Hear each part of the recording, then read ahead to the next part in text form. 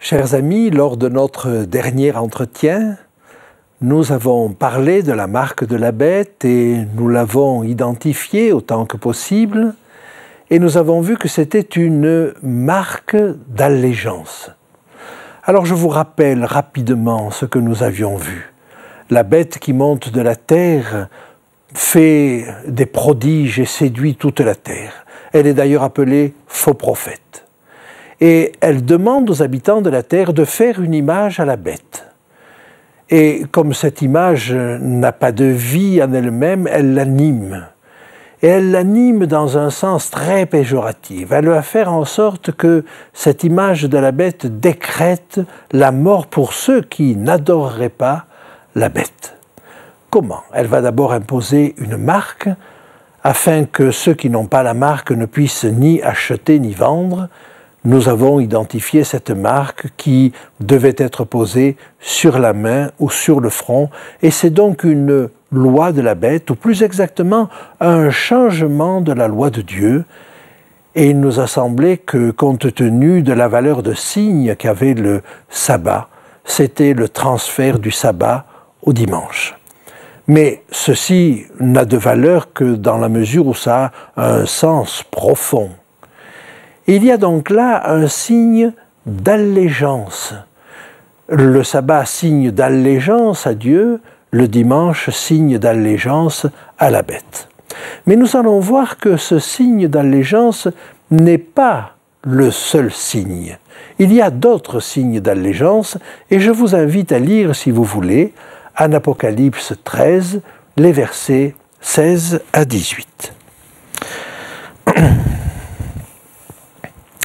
Et elle fit que tous, petits et grands, riches et pauvres, libres et esclaves, reçussent une marque sur leur main droite ou sur leur front, et que personne ne put acheter ni vendre sans avoir la marque de la bête, le nom de la bête ou le nombre de son nom. C'est ici la sagesse qui a de l'intelligence. Calcule le nombre de la bête, car c'est un nombre d'hommes, et son nombre est 666. Vous avez sans doute remarqué qu'il y a 3 moyens de prêter allégeance à la bête. D'abord la marque de la bête, mais aussi le nom de la bête, qu'on ne nous donne pas, qu'il va falloir trouver. Et il faut sans doute là aussi que ça ait un sens. Mais on peut encore y adhérer de manière plus lâche, plus élastique encore, en ayant le nombre de son nom. Et on va nous dire ce nombre, c'est 666. Observons d'abord que ce système d'allégeance peut être très distant et très vague. Il ne met pas en difficulté ceux qui peuvent s'accommoder d'à peu près. Par contre, pour ceux qui veulent suivre Dieu fidèlement, il n'y a pas moyen de passer à côté. Il ne s'agit donc pas de créer une allégeance dure, il s'agit simplement de cerner ceux qui ne veulent pas du système de la bête. Voyons maintenant ce nombre de la bête. Notons que c'est le nombre d'un nom, et il nous est dit très précisément que c'est un nom d'homme. Il s'agit donc d'un nombre d'un nom d'homme.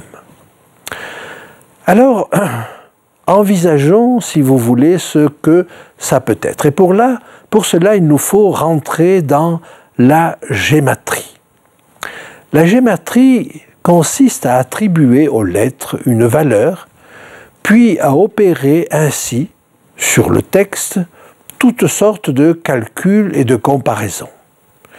Et il faut savoir que des personnes ont passé leur vie entière à faire des calculs à partir des textes. Les plus connus sont ceux qui appartiennent à la Kabbale. Et la Kabbale en hébreu est partie du texte hébreu, du texte de la parole de Dieu, hébreu ou araméen, et a fait toutes sortes de calculs avec les premiers mots, les derniers mots, le total des mots. Un travail colossal qui finalement, me semble-t-il, nous conduit bien loin du texte, du sens que le texte lui-même veut nous donner. Donc nous avons deux systèmes de gématrie. Alors le premier système, le système hébreu, donne aux lettres la valeur d'abord de 1 à 9. Aleph, Bet, Gimel, donc Aleph vaut 1, Bet vaut 2, Gimel vaut 3, et ainsi de suite, jusqu'à la lettre Tet qui vaut 9, et Yod, le I, qui vaut 10. À partir de 10, les lettres prennent plus de valeur, et leur valeur va de 10 en 10. Par exemple, le Kaf vaut 20, le Lamed vaut 30, et ainsi de suite jusqu'au Tzadé qui vaut 90 et au Kof qui vaut 100. Et à partir du Kof, eh bien, les lettres prennent 100 chaque fois. Le Res vaut 200, le Sin vaut 300 et le Taf vaut 400. Tel est le système hébreu. Et je dois dire que le système grec est à peu près pareil, sauf qu'il comprend 27 lettres. On a pris des lettres grecques anciennes et on arrive ainsi à des valeurs qui vont de 1 à 900. Et puis vous avez un deuxième système, c'est le système latin. Alors le système latin ne donne pas de valeur à toutes les lettres. Et on va donner simplement une valeur aux lettres qui sont utilisées pour former les chiffres. Et vous avez vu de ces chiffres romains qui étaient d'usage courant, où le I vaut 1, où le V ou le U vaut 5, où le X vaut 10, le L 50, le C 100, le D 500 et le M 1000. Voilà le système latin. Dans le système latin, on ne prend que les lettres qui ont une valeur et on fait le total de ces lettres-là. Alors, beaucoup de tentatives ont été faites pour essayer de décrypter ce chiffre-là. D'autant qu'il y a une variante dans le texte qui dit non pas 666 mais 616, ce qui a donné lieu encore à beaucoup d'autres recherches. Je vais vous donner quelques exemples de ces recherches. Et il est vrai que on a beaucoup cherché du côté des empereurs romains. On a compris que Rome était en cause. Et en particulier, on a cherché du côté de Néron, l'empereur fou, par excellence, celui qui a mis le feu à Rome. Alors pour arriver à trouver 666, il a d'abord fallu traduire César Néron en hébreu, ce qui donne Xar Néron. Et on applique ensuite le système hébreu. Donc au lieu d'appliquer le système latin au César Néron ou à Néron, on commence à le traduire en hébreu et on applique le système hébreu. Vous voyez déjà que c'est un petit peu complexe. Et on arrive ainsi à un total de 666. On a fait la même chose avec l'empereur Dioclétien. Alors, son nom complet, c'est Dioclès Augustus. Et si alors là, dans le système romain, on ne prend que les lettres qui ont une valeur, le D vaut 500, le I 1, le C 100 et ainsi de suite, eh bien on arrive à un total de 666. Ensuite, on a prétendu que le romain en général, pouvait avoir cette valeur. Alors pour cela, on commence à le traduire en grec, ce qui donne l'ateinos. Et on va ensuite appliquer la numération grecque, de telle sorte qu'on obtient là encore un total de 666. Il faut que je vous parle aussi de l'isopséphie. Alors, l'isopséphie, c'est un système qui consiste, quand on a un total, à faire la somme des chiffres qui le composent, et ainsi on obtient un autre nombre, on fait le total des chiffres de ce nombre jusqu'à ce qu'on arrive à un chiffre qui soit de 1 à 9. Je vous donne un exemple, il s'agit de celui de Néron. Alors, Néron, si on le met dans le système grec, donc là il faut le traduire en grec, on arrive dans le système grec à un total de 1005.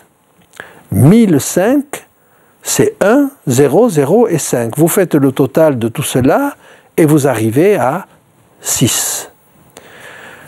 Le second empereur que l'on met sur la sellette, c'est Claude.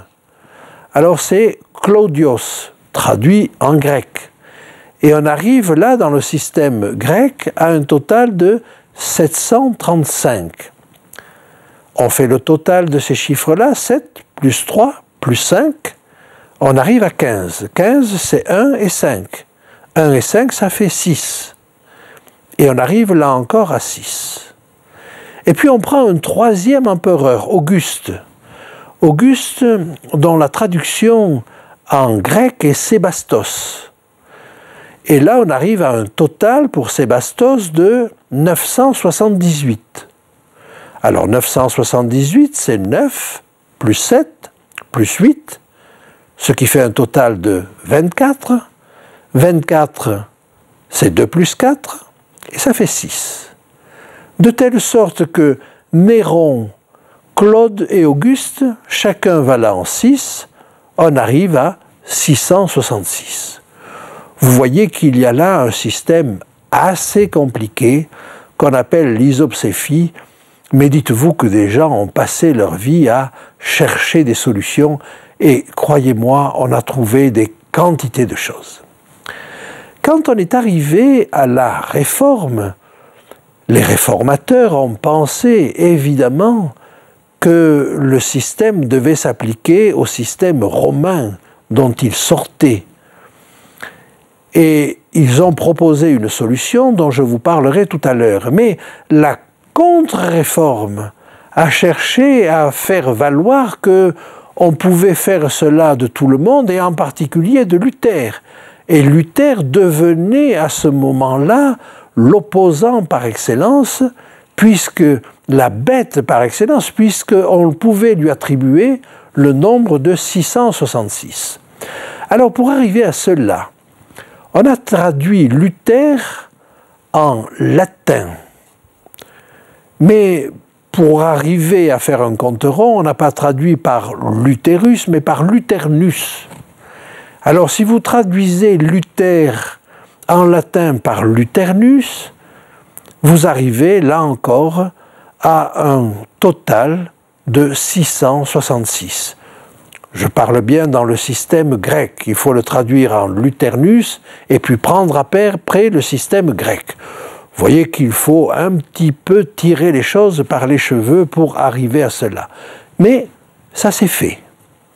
Et puis enfin, il y a une dernière proposition que je vais évoquer devant vous, c'est celle de Mahomet, parce que on a évoqué Mahomet comme étant un candidat possible au 666, et cette explication a eu assez de succès pendant plusieurs siècles, et même jusqu'au XIXe siècle. Alors comment arrive-t-on à cela? Eh bien, on fait le calcul à partir d'une traduction de Mahomet, Mahométis ou Mohamétis, en grec, et à partir de là, on fait le calcul sur les lettres grecques de la traduction de Mahomet en grec. Et on arrive ainsi jusqu'à 666. Alors j'aimerais maintenant, après vous avoir donné ces exemples qui sont plus cocasses qu'intéressants, j'aimerais recentrer la chose sur le texte. Le texte nous parle de la bête. Cette bête, nous l'avons identifiée. D'abord Rome, bien sûr. D'abord Satan, bien sûr. Satan qui se cache derrière l'Empire romain. Mais l'Empire romain va passer lui-même les commandes au système féodal du Moyen-Âge, avec à sa tête toujours Rome, mais le pape. Et par conséquent, il nous faut nous centrer sur cette chose-là. Si nous nous centrons donc sur le Vatican, la langue du Vatican est le latin. Et si on se centre sur le latin, eh bien nous n'avons pas d'autre solution que d'utiliser le système latin. Alors il s'agit d'un nom d'homme, du nombre d'un nom d'homme. Et quel homme est plus représentatif du système que le pape? Eh bien, nous lisons ceci dans le Sunday Visitor. Et ce Sunday Visitor nous dit ceci. Les lettres écrites sur la mitre du pape sont les suivantes. Vicarius Filii Dei, ce qui signifie en latin « vicaire du Fils de Dieu ». Les catholiques maintiennent que l'Église, qui est une société visible, doit avoir un chef visible. Le Christ, avant son ascension au ciel, appointa Saint Pierre comme son représentant. C'est pourquoi l'évêque de Rome, en tant que chef de l'Église, reçut le titre de vicaire de Christ. Voilà un titre qui est significatif parce que s'il est réellement écrit sur la mitre papale, il a certainement beaucoup de valeur aux yeux de celui qui la porte. D'autre part, il est un titre significatif parce qu'il donne bien la prétention, je ne peux pas employer un autre mot que celui-là, la prétention papale à remplacer le Fils de Dieu sur la terre en l'absence du Fils de Dieu. En d'autres termes, nous devrions allégeance au pape comme s'il était Jésus, parce qu'il est le représentant de Jésus-Christ en l'absence de Jésus-Christ. Oh, Jésus nous avait averti qu'après son départ, il y aurait des difficultés. Mais il nous avait dit aussi qui le remplacerait. Le Saint-Esprit, le Consolateur, qu'il nous enverra. Voilà le véritable remplaçant de Jésus après son départ. Ce titre donc de vicaire du Fils de Dieu est un titre qui est tout à fait inacceptable. Nous ne pouvons pas rentrer dans cette logique-là. Alors laissez-moi simplement essayer de comprendre et de voir avec l'apôtre Paul ce que nous pouvons faire. Mais j'aimerais vous dire que le plus important n'est pas d'identifier le nombre de la bête pour essayer de l'éviter. Essayez de l'éviter de le prendre sur Internet ou de le prendre sous la forme d'une puce qu'on implanterait sous la peau. Il est beaucoup plus important de savoir comment on peut recevoir le sceau de Dieu. Je vous invite à lire un texte qui se trouve dans la deuxième épître aux Corinthiens, au chapitre 1, au verset 21 et 22. Et celui qui nous affermit avec vous en Christ et qui nous a oints, c'est Dieu, lequel nous a aussi marqués d'un sceau et a mis dans nos cœurs les arts de l'esprit. L'apôtre Paul nous parlait déjà d'un sceau de son temps. Et il accompagnait ce sceau des arts de l'esprit, c'est-à-dire des premiers gages de l'Esprit de Dieu. Ces gages de l'Esprit de Dieu ne sont qu'un avant-goût de l'Esprit de Dieu, mais ce que le peuple de Dieu va vivre à la fin, c'est une pluie de l'Esprit. Ça ne sont plus des arts, c'est la plénitude de l'Esprit. Et cette plénitude de l'Esprit s'accompagne d'un affermissement dans la vérité, comme nous le dit l'apôtre Paul. Celui qui nous affermit avec vous en Christ et qui nous a oints, c'est Dieu. Cet affermissement dans la vérité, dont l'observation du sabbat n'est que le signe extérieur, c'est ce repos en Christ. Lui seul m'a créé, lui seul m'a fait sortir de mon péché, lui seul me soutient, à lui seul je désire donner allégeance, de lui seul je souhaite recevoir des directives. Alors, si le sceau de Dieu m'est réservé, il n'y aura aucune place pour la marque de la bête. Parce que si le sceau de Dieu me marque, il sera sur mon front, certes, mais ma pratique en sera touchée. Ma pratique en sera complètement différente. Et je n'aurai pas besoin d'une quelconque autre pratique. L'esprit de l'ennemi n'a plus aucune place. Que Dieu nous permette de recevoir ce sceau de Dieu. Et ce sera la meilleure protection contre quelque marque que ce soit.